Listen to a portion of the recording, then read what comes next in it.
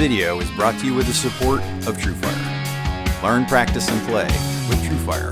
Hi, this is Keith Williams. Welcome to 5 Watt World. We're interested in helping you get the most music from the least gear.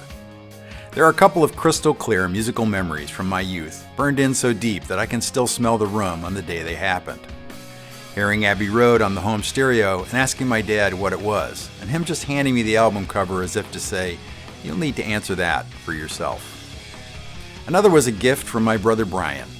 He'd borrowed a record from one of the kids that we rode dirt bikes with, who lived on the next farm up the road, just north of us.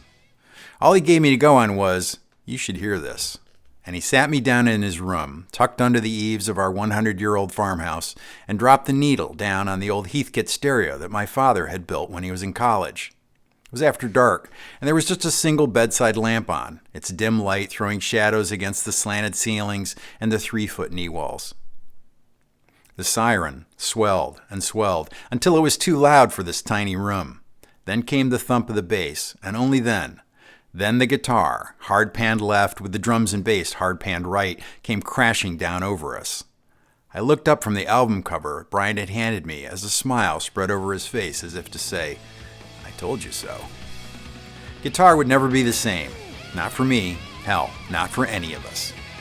So if you'd like to know the story of the guitars that he used to turn the world of rock on its ear, then stay tuned, because this is the 5 Watt World short history of the guitars of Eddie Van Halen. If you enjoy our videos, make sure to subscribe. If you've already subscribed, grab a t-shirt, hoodie, or a Stomp preset pack to support what we do. And to become a bigger part of 5 Watt World, sign up for the Friends of 5 Watt on Patreon. The links are in the description.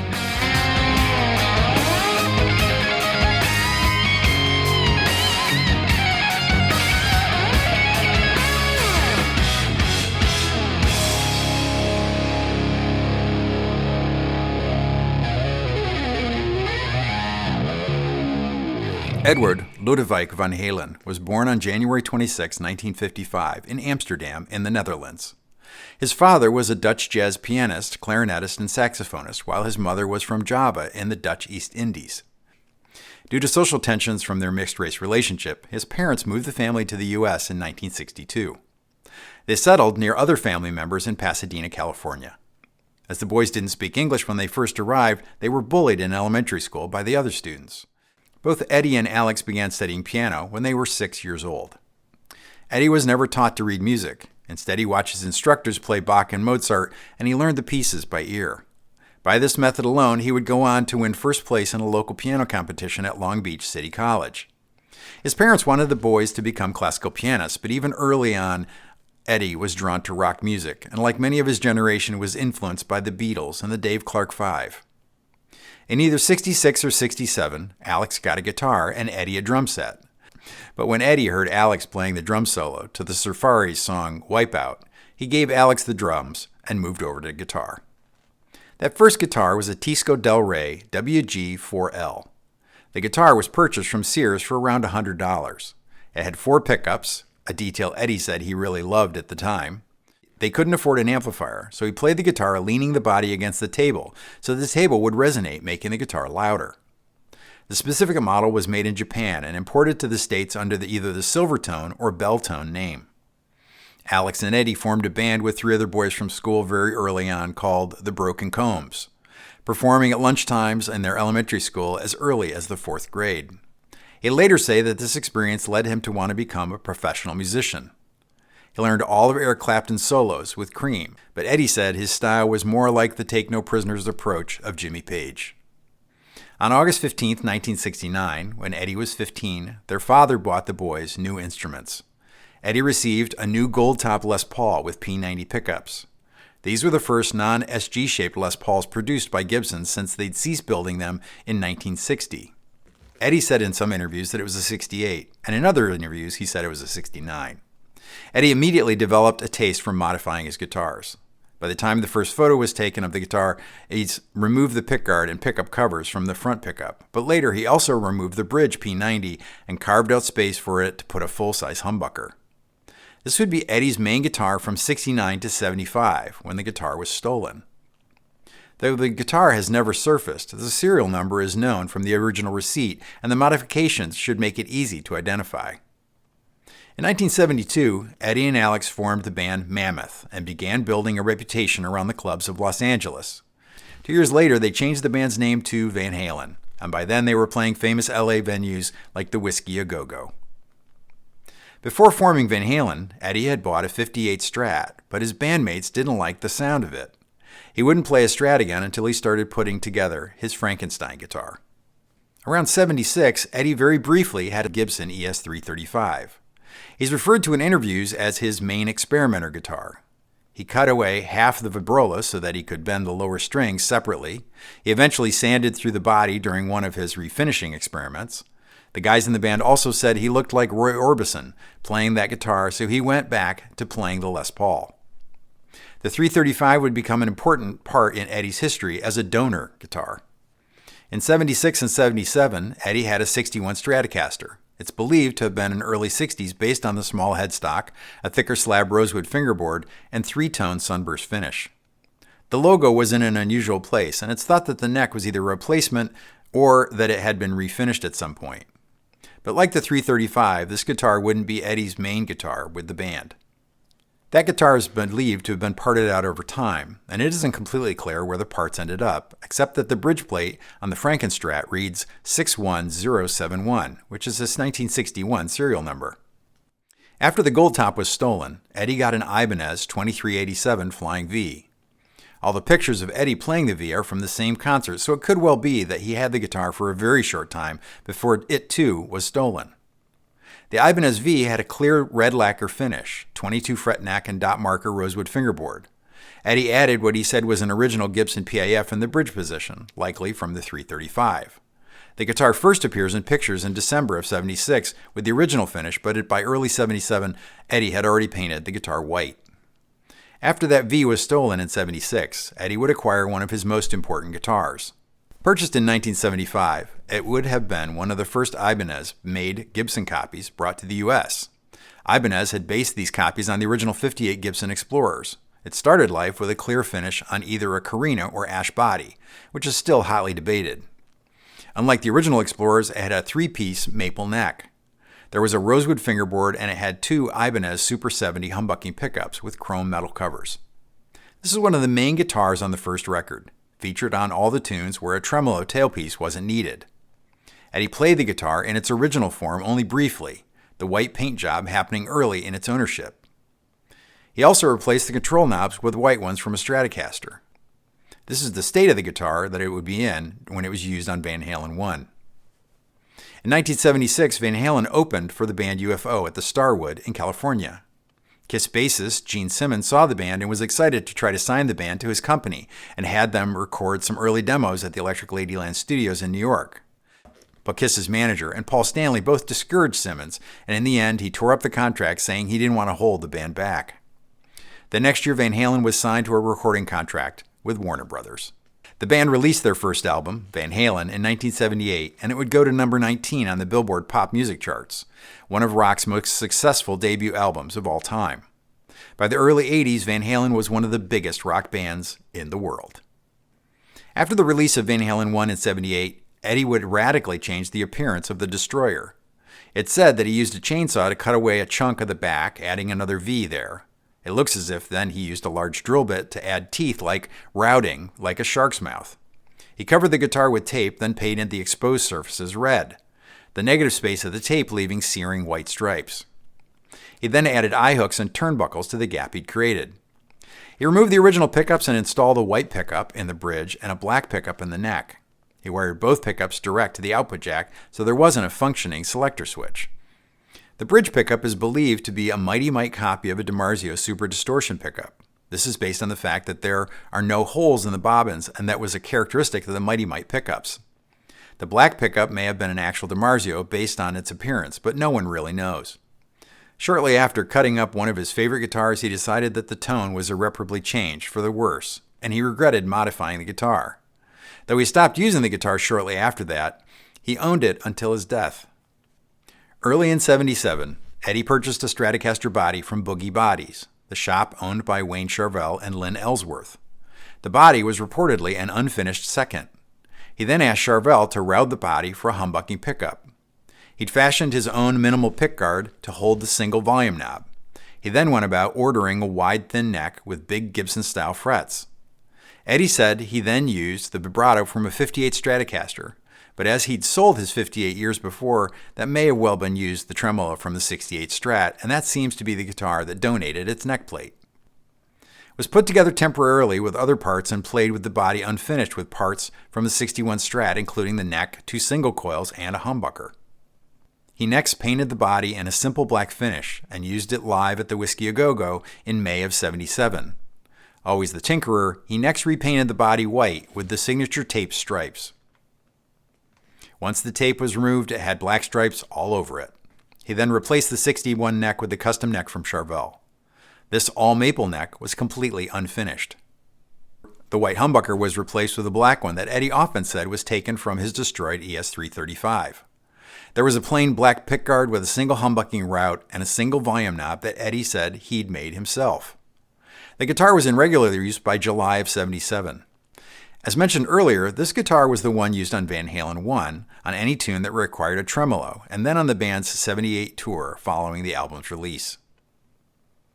After the '78 tour, Eddie put back the white pickguard and rosewood neck. There was a Telecaster bridge pickup mounted in the middle position and the red Mighty Mite neck pickup that's there to this day.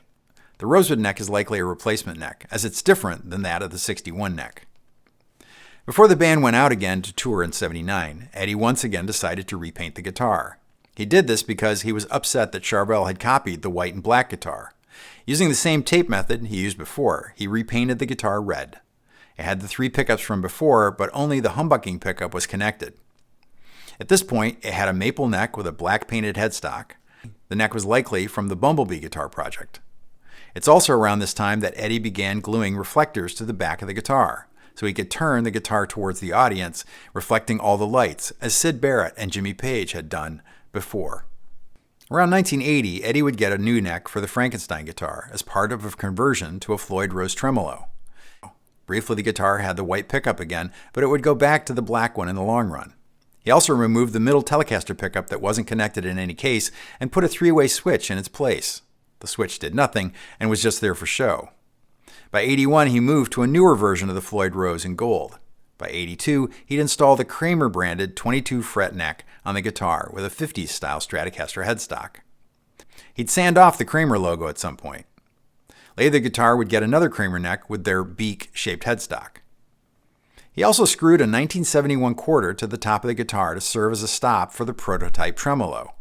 Though it no longer served that purpose later on, the quarter remained on the guitar. I reached out to TrueFire to be my sponsor because I've used them for years. With over 2 million users worldwide, whether you're a beginner, intermediate, or advanced level player, TrueFire has lessons to enhance and inspire your playing. Get 35% off courses using the promo code 5watt35 in the description. Or like I do, sign up for the All Access Pass to use the entire TrueFire catalog. I really like TrueFire, and I think if you give them a shot, you'll like them too. Sign up now to start your journey to being a better guitarist. I'd like to thank TrueFire for their support in making this video. Before the release of Van Halen 2 in '79, Eddie put together the Bumblebee guitar. He custom ordered a body from Charvel that would allow for a single humbucker to be mounted from the rear, eliminating the need for a pickguard. He spec'd an ash body and an unfinished maple neck. Eventually, the guitar would have a pickup that Eddie assembled himself using PAF magnets, DiMarzio bobbins, and casing and new copper wire. The pickup was also wax potted to cut feedback. There is conflicting information about it, but it's generally believed that the guitar wasn't completed in time to be used on the album.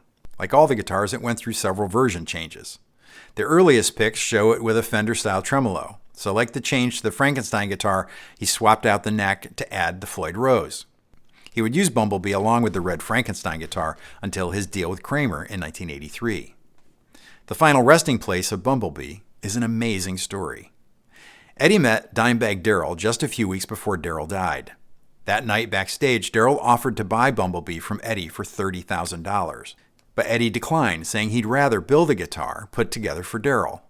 When Darrell died, Eddie called to ask if there was something he could do. When he came to the funeral, he brought his Bumblebee guitar and gave it to Dime's girlfriend, saying, "An original should have an original." Reportedly, the guitar was buried with Darrell. In 1980, Eddie would buy a '59 Les Paul Standard, an original burst from Norm's Rare Guitars. This was at the very beginning of the burst prices going up, and Eddie said in an interview that he actually bought two for a total of $10,000. Eddie pulled the neck pickup out of this guitar, as where the pickup ended up is still widely speculated about. Whether Eddie sold this burst is unknown, as is the time period such a sale might have occurred. In 1983, Eddie began playing a Kramer 5150 model guitar and retired the Frankenstein guitar from touring. The new Kramer was a custom guitar made for Eddie, and little is known about the specs of the wood used, whether the body was ash or basswood, for example. We can see a skunk stripe maple neck. The finish, of course, is based on the red, white, and black of the Frankenstrat. This would be Eddie's main guitar from 83 to 91, when he began playing Music Man guitars. Around 86, Eddie got a Steinberger GL-2T. The guitar was custom painted with Frankenstrat-style graphics. The guitar featured the trans-trem, or transposing tremolo, that allowed for the guitar to be locked up to 2 full steps up or 3 steps down from standard tuning. The guitar is important for the tunes that Eddie wrote on it with that unique tremolo. Eddie used the guitar on Get Up, Summer Nights, and Pleasure Dome. As Kramer was going bankrupt due to losing a lawsuit with Floyd Rose, in '91 Eddie began using his signature model guitar that he designed with Music Man. The EVH guitar had a basswood body, 2 DiMarzio humbuckers, and a Floyd Rose tremolo. There was a maple neck that was an exact copy of the neck from his Kramer 5150 guitar. Eddie used the guitars for 4 years, but reportedly moved to Peavey because Music Man just couldn't build enough guitars to keep up with demand. Music Man continued to build this style of guitar under the Axis model name.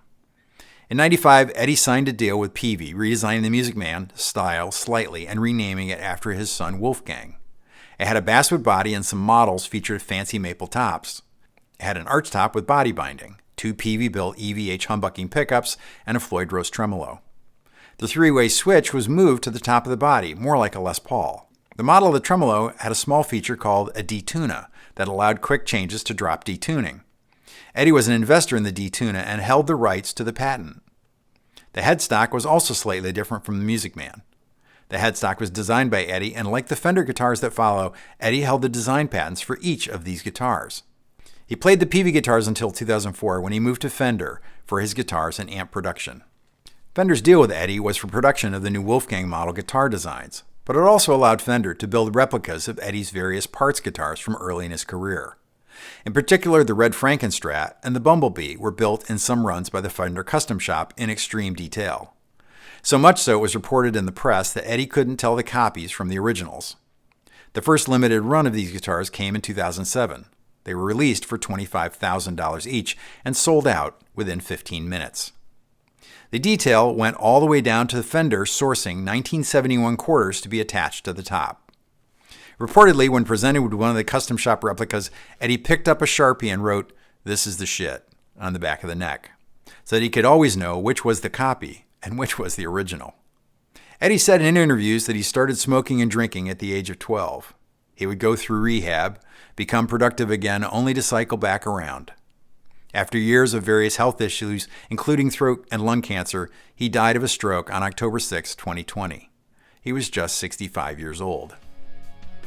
Like me, I'm sure many of you can clearly remember where you were when you heard Van Halen 1. And I'll bet the idea of what a guitar could do would never be the same. We had too few years with him, but we do have our memories of Eddie, kicking off the courts to Jump, on stage with Michael Jackson in '84 playing Beat It, pushing pop music to a height it's yet to reach again, or simply smiling confidently as he set the fretboard on fire. See the video description for the thank yous on help with this video. If I forgot your favorite guitar from Eddie's history, please leave it in the comments for everyone to enjoy. Thanks for hanging with me until the end. Until next time, thanks for being a part of the 5 Watt world.